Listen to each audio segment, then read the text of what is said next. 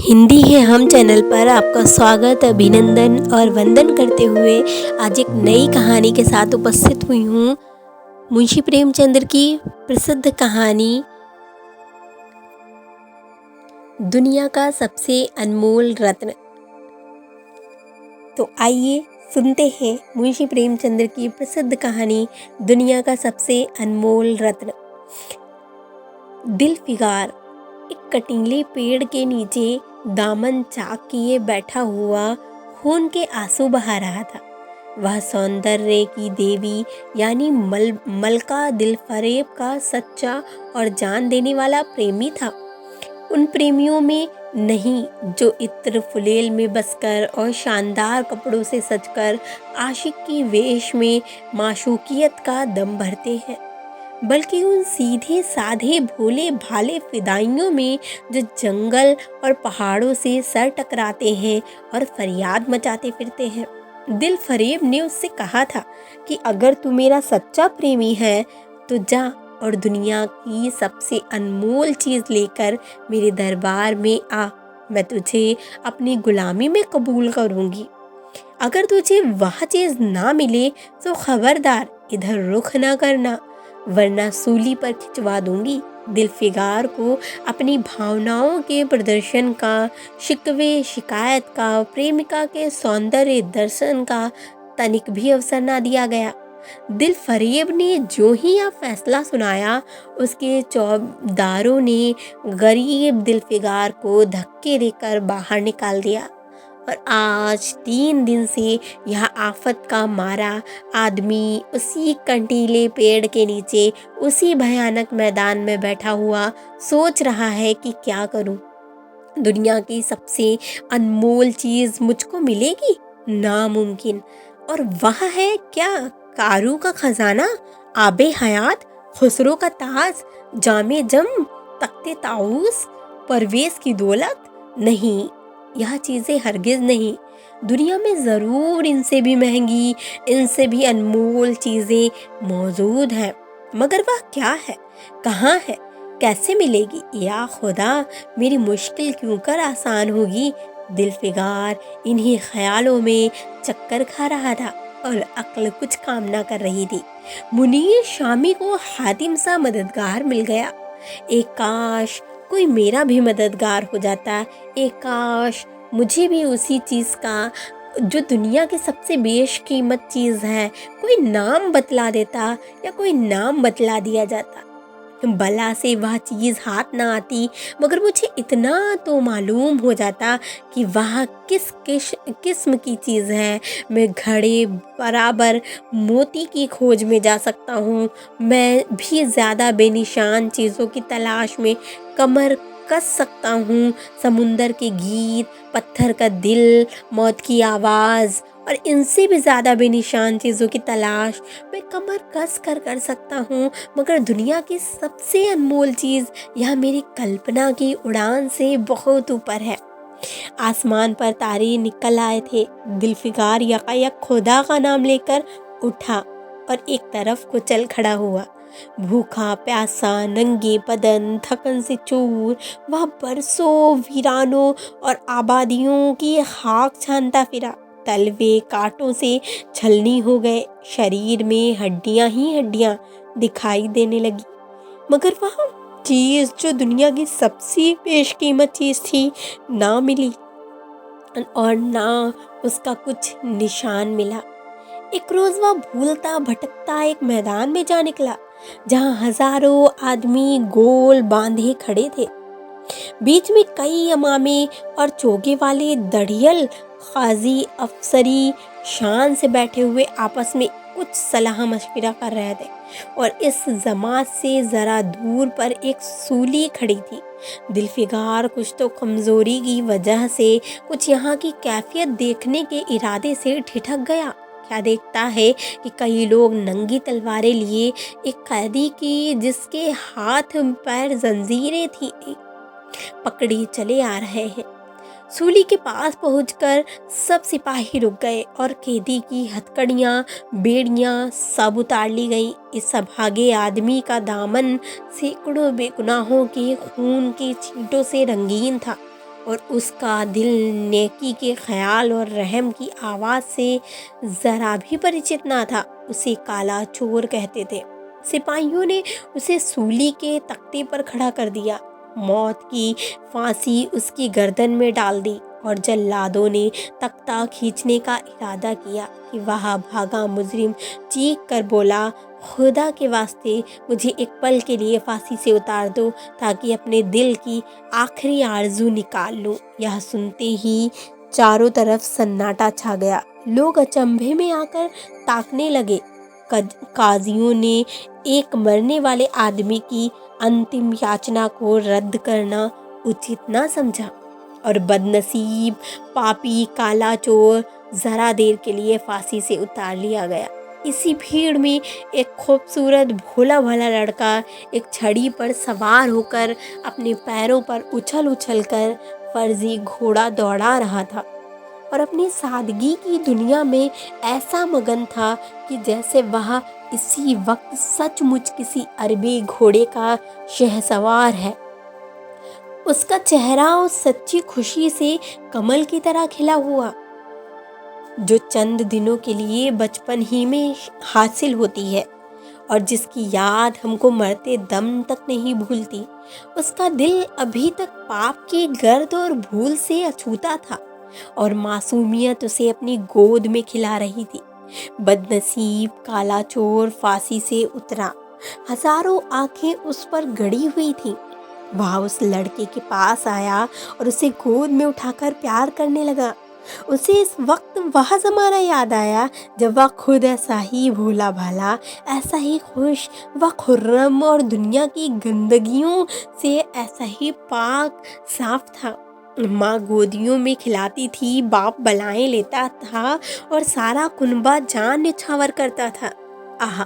کالے چور کے دل پر اس وقت بیتے ہوئے دنوں کی یاد کا اتنا اثر ہوا کہ اس کی آنکھوں سے جنہوں نے دم توڑتی ہوئی لاشوں کو تڑپتے دیکھا اور نہ جھپکی، آنسو کا ایک قطرہ ٹپک پڑا۔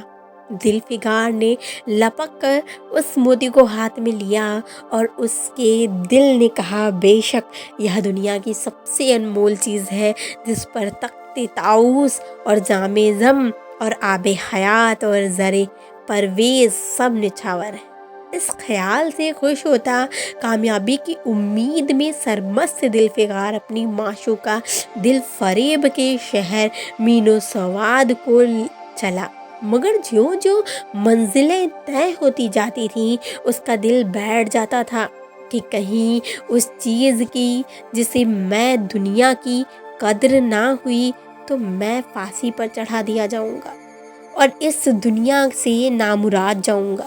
لیکن جو ہو سو ہو، اب تو قسمت آزمائی ہے۔ آخر کار پہاڑ اور دریا طے کرتے شہر مین و سواد میں آ پہنچا۔ دل فریب کی ڈیوڑھی پر جا کر ونتی کی تھکان سے ٹوٹا ہوا ذوالفقار خدا کے فضل سے حکم کی تعمیل کر کے آیا ہے اور آپ کے قدم چومنا چاہتا ہے۔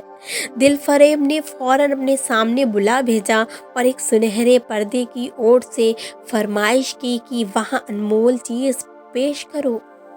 ذوالفقار نے آشا اور بھے کے ایک وچتر منحستتی میں وہ بوند پیش کی اور اس کی ساری کیفیت بہت پر اثر لفظوں میں بیان کی۔ دل فریب نے پوری کہانی بہت غور سے سنی اور وہ بھینٹ ہاتھ میں لے کر ذرا دیر تک غور کرنے کے بعد بولی، ذوالفقار، بے شک تو نے دنیا کی ایک بیش قیمتی چیز ڈھونڈ نکالی، تیری ہمت اور تیری سوجھ بوجھ کی داد دیتی ہوں، مگر یہ دنیا کی سب سے بیش قیمت چیز نہیں، اس لیے تو یہاں سے جا اور پھر کوشش کر، شاید کہ تیرے ہاتھ وہ موتی لگے اور تیری قسمت میری غلامی لکھی ہو۔ جیسا کہ میں نے پہلے ہی بتلا دیا تھا، میں تجھے پھانسی پر چڑھوا سکتی ہوں، مگر میں تیری جاں بخشی کرتی ہوں اس لیے کہ تجھ میں وہ گن موجود ہے جو میں اپنے پریمی میں دیکھنا چاہتی ہوں، اور مجھے یقین ہے کہ تو ضرور کبھی نہ کبھی کامیاب ہوگا۔ ناکام اور نامراد دلفگار اس معشوقانہ عنایت سے ذرا دلیر ہو کر بولا، اے دل کی رانی، بڑی مدت کے بعد تیری ڈیوڑھی پر سجدہ کرنا نصیب ہوتا ہے، پھر خدا جانے ایسے دن کب آئیں گے، کیا تو اپنے جان دینے والے عاشق کے برے حال پر ترس نہ کھائے گی، اور کیا اپنے روپ کی ایک جھلک دکھا کر اس جلتے ہوئے دلفگار کو آنے والی سختیوں کے جھیلنے کی طاقت نہ دے گی۔ تیری ایک مست نگاہ کے نشے سے چور ہو کر میں وہ کر سکتا ہوں جو آج تک کسی سے نہ بن پڑا ہو۔ دل فریب عاشقیہ چاؤ بھری باتیں سن کر غصہ ہو گئی اور حکم دیا کہ اس دیوانے کو کھڑے کھڑے دربار سے نکال دو۔ چوبدار نے فوراً غریب دلفگار کو دھکے دے کر یار کے کوچے سے باہر نکال دیا۔ کچھ دیر تک تو دلفگار اپنی نشٹر پریمکا کی اس کٹھورتا پر آنسو بہاتا رہا اور سوچنے لگا کہ کہاں جاؤں، مدتوں راستے ناپنے اور جنگلوں میں بھٹکنے کے بعد آنسو کی بوند ملی تھی۔ اب ایسی کون سی چیز ہے جس کی قیمت اس آبدار موتی سے زیادہ ہو؟ حضرت خضر، تم نے سکندر کو آب حیات کے کنویں کا راستہ دکھایا تھا، کیا میری باہ نہ پکڑو گے؟ سکندر ساری دنیا کا مالک تھا، میں تو ایک بے گھر بار مسافر ہوں۔ تم نے کتنی ہی ڈوبتی کشتیاں کنارے لگائی ہیں، مجھ غریب کا بیڑا بھی پار کرو۔ اے عالی مقام جبریل، کچھ تم ہی اس نیم جان دکھی عاشق پر ترس کھاؤ، تم خدا کے ایک خاص درباری ہو، کیا میری مشکل آسان نہ کرو گے؟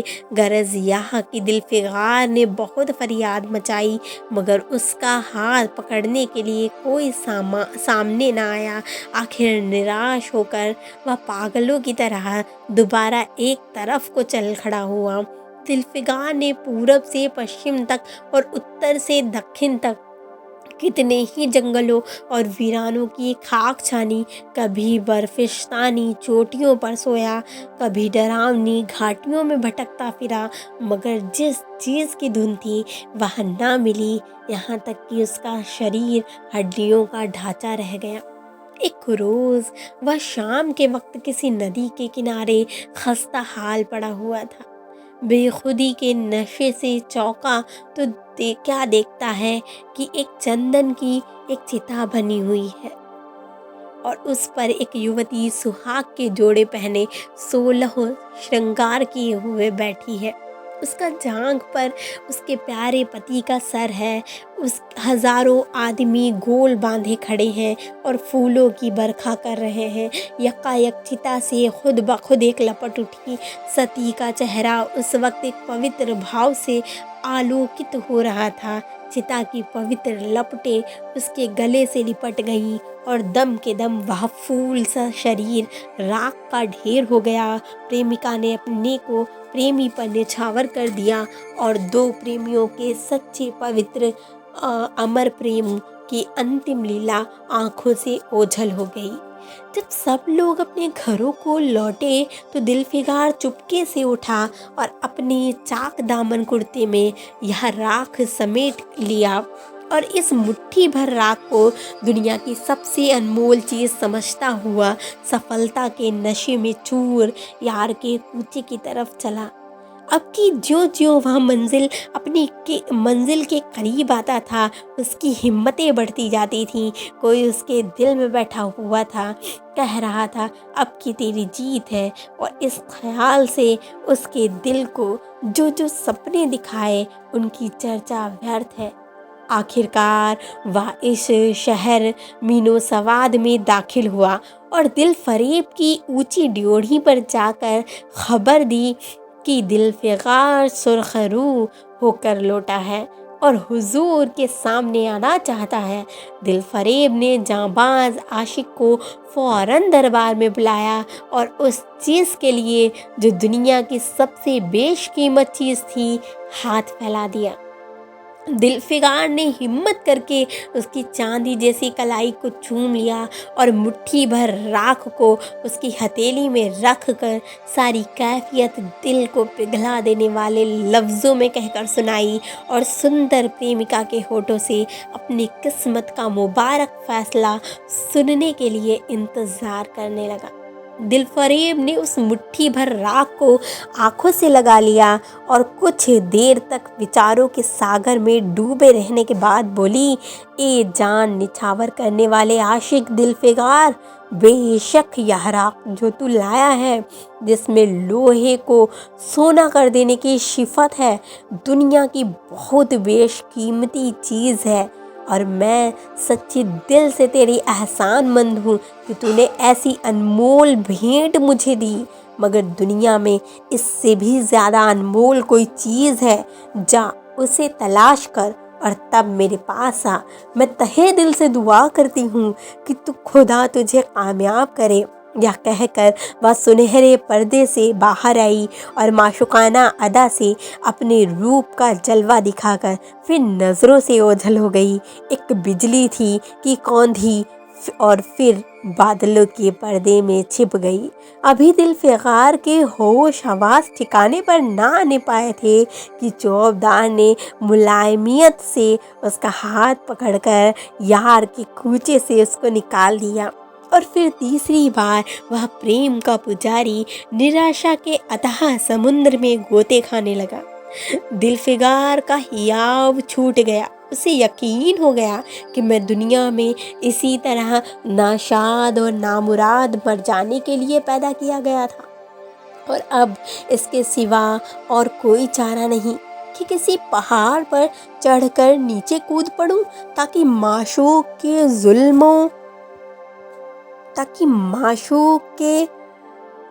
जुल्मों की फरियाद करने के लिए एक हड्डी भी बाकी ना रहे।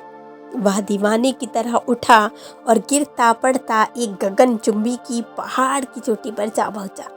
किसी और समय वह ऐसे ऊंचे पहाड़ पर चढ़ने का साहस ना कर सकता था, मगर इस वक्त जान देने के जोश में उसे वह पहाड़ एक मामूली टेकरी से ज्यादा ऊंचा नजर आया था।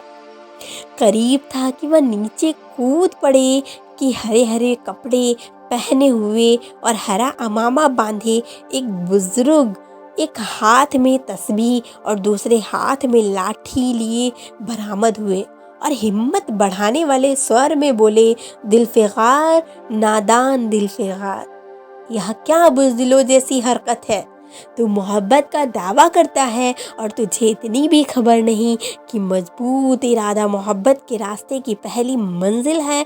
मर्द बन और यूं हिम्मत ना हार। पूरब की तरफ एक देश है जिसका नाम हिंदुस्तान है, वहाँ जा और तेरी आरज़ू पूरी होगी। यह कहकर हज़रत खिज़्र गायब हो गए। दिलफिगार ने शुक्रिया की नमाज अदा की और ताज़ा हौसले, ताज़ा जोश और अलौकिक सहायता का सहारा पाकर खुश पहाड़ से उतरा और हिंदुस्तान की तरफ चल पड़ा। मुद्दतों तक कांटों से भरे हुए जंगलों, आग बरसाने वाले रेगिस्तानों, कठिन घाटियों और अलंघ पर्वतों को तय करने के बाद दिलफिगार हिंद की पाक सरजमीन में दाखिल हुआ और एक ठंडे पानी के सोते में सफ़र की तकलीफ़ें धोकर थकान के मारे नदी के किनारे लेट गया। शाम होते होते वह एक चटियल मैदान में पहुंचा जहां बेशुमार अधमरी और बेजान लाशें बिना कफन के पड़ी हुई थीं। चील, कौवे और वहशी दरिंदे मरे पड़े थे और सारा मैदान खून से लाल हो रहा था। यह डरावना दृश्य देखते ही दिलफिगार का जी दहल गया। या खुदा, किस मुसीबत में जान फंसी।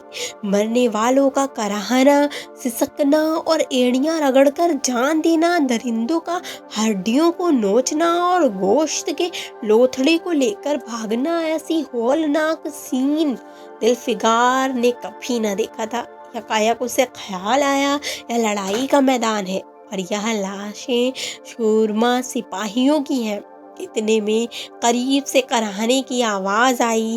دلفگار اس طرف پھرا تو دیکھا کہ ایک لمبا تگڑا آدمی جس کا مردانہ چہرہ جان نکالنے کی کمزوری سے پیلا ہو گیا تھا، زمین پر سر جھکائے پڑا ہوا ہے، سینے سے خون کا فوارہ جاری ہے، مگر آبدار تلوار کی مونٹھ پنجے سے الگ نہیں ہوئی۔ دلفگار نے ایک چیتڑا لے کر گھاؤ کے منہ پر رکھ دیا تاکہ خون رک جائے اور بولا، اے جواں مرد، تو کون ہے؟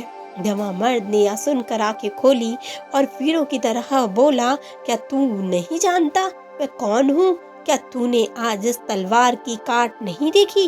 میں اپنی ماں کا بیٹا اور بھارت کا سپوت ہوں۔ یا کہتے کہتے اس کی تیوریوں پر بل پڑ گئے۔ پیلا چہرہ غصے سے لال ہو گیا۔ آبدار شمشیر پھر اپنا زور دکھانے کے لیے چمک اٹھی۔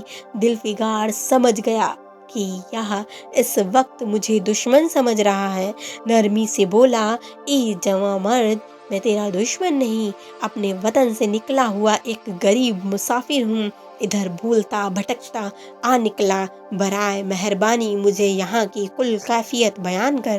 یہ سنتے ہی گھائل سپاہی بہت دھیمے سور میں بولا، اگر تو مسافر ہے تو آ میرے خون سے تر پہلو میں بیٹھ جا، کیونکہ یہی 2 انگل زمین ہے جو میرے پاس باقی رہ گئی ہے اور جو سوائے موت کے کوئی نہیں چھین سکتا۔ افسوس ہے کہ تو یہاں ایسے وقت میں آیا جب ہم تیرا آتتیہ ستکار کرنے کے یوگیہ نہیں۔